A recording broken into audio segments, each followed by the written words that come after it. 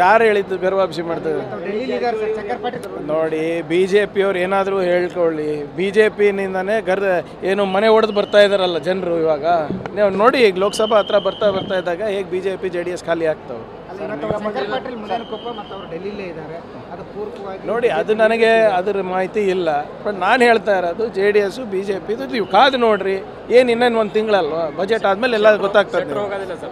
ಯಾಕೆ ಹೋಗ್ತಾರೆ? ಹೋಗೋದಿಲ್ಲ.